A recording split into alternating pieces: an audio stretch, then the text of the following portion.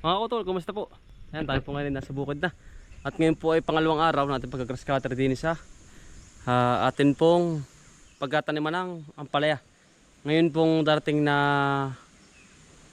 siguro mga next week, mga kutol, tayo mag-umpisa magtanim ng sili at ampalaya, mga kutol yan.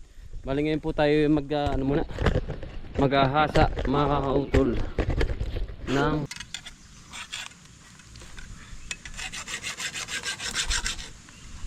kailangan po ay palaging check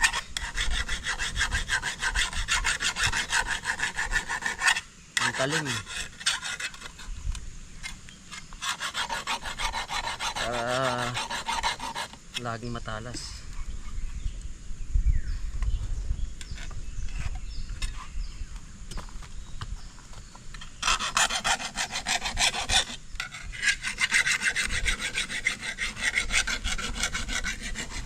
Mahirap kapag mapangod, mga kautol, diba? Hindi tatalab sa damo.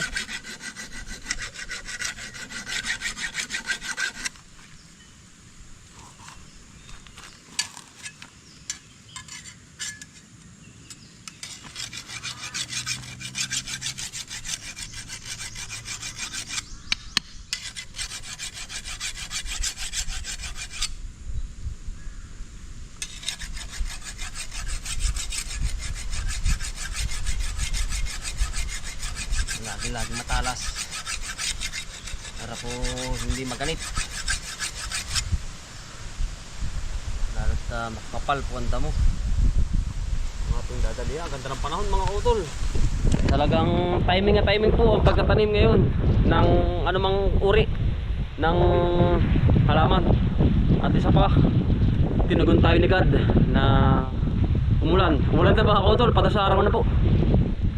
Ay po iyari na, talim na po yan. At yan, mga utol, bago ang lahat,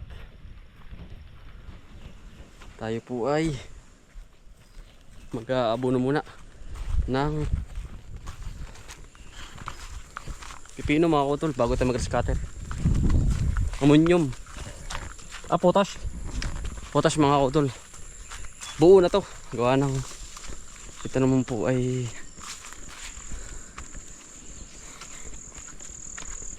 maulan, naambon-ambon. Kaya na po ito. Kaya na po itong matunaw. Daan bunga. Hitik na hitik. Ang pipino ay hitik na hitik po sa bunga. Naambon. Ganda. Ganda po ng tanim natin dito. Kaya na po yan sa abono. Huwag nyo lang pong kararamihan.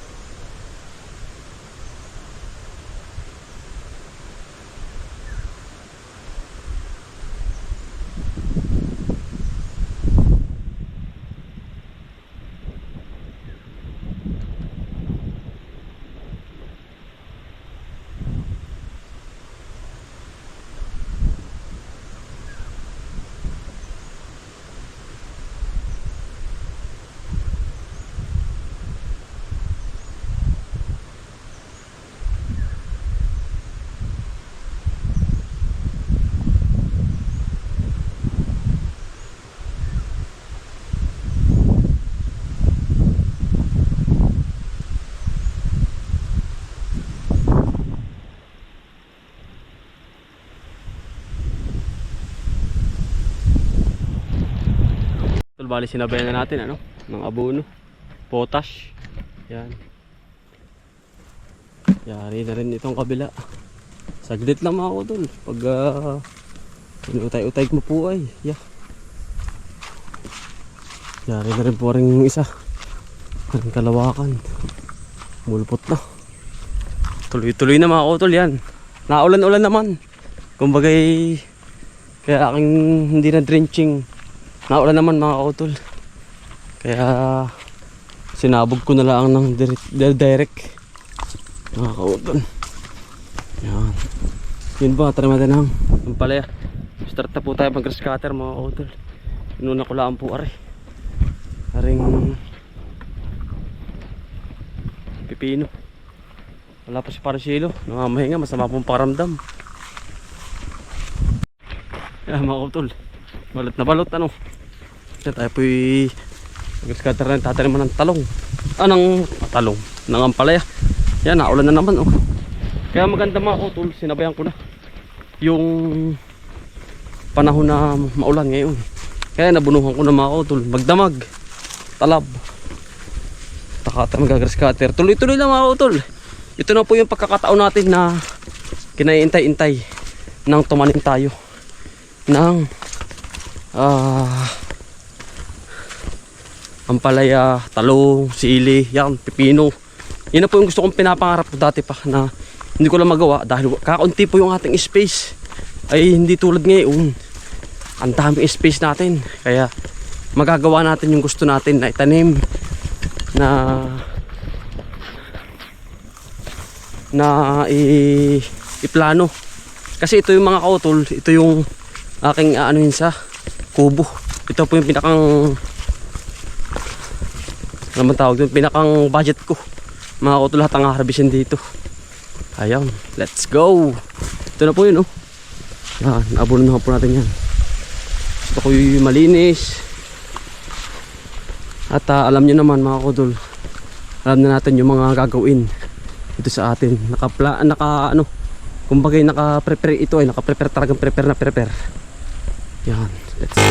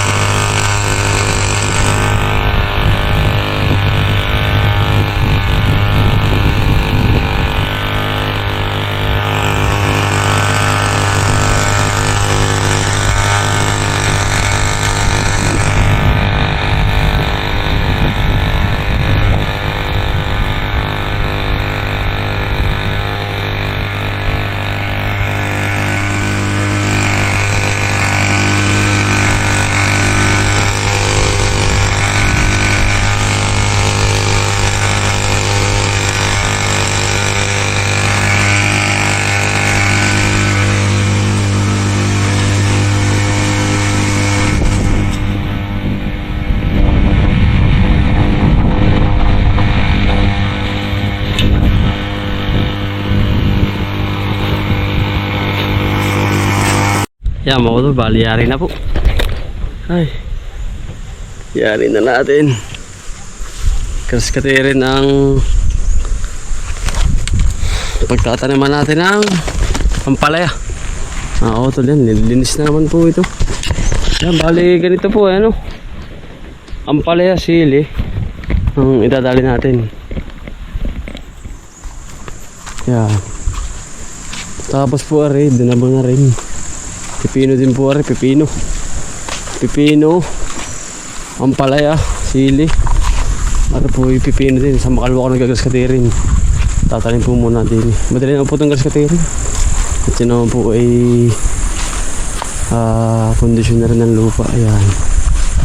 Ito po yung puro pipino sa papababa. Ayan, ito po yung 4 na lata ang nakalagay sa akin dito. Are, saka are, sunod-sunod na po yan. Yung pinagtaniman ko ng ampalaya noon. Ano na rin yun. Akin pong pipipino na rin. Yun naman po may mga lagay ng chicken manure dito. Kaya madali na rin po yan. Yan. Yan, saka are. Pipino din, saka po are. Pipino din. Mas marami pong pipino natin dahil nasunod na po natin yung ano. Gusto natin na malawak na pag napipino ganitong January. Kaya pinipipino ko na rin po ito. Yan. Bali ito naman ay nakakondisyon na. Yun. Talagang lupa nito ay buhaghag na buhaghag na rin. Pag nahalo mo ng ganun ay ihalong quality. Magandang lupa. Makondisyon pa. Ba yan, takal na naman ito naka-chicken manure, mga utol lang ba? Pag naman di pa gumanda ang chicken manure, tanim din eh. Ang dami pagsusuotan, buhaghag na buhaghag to ay. Ang ganda ng lupa.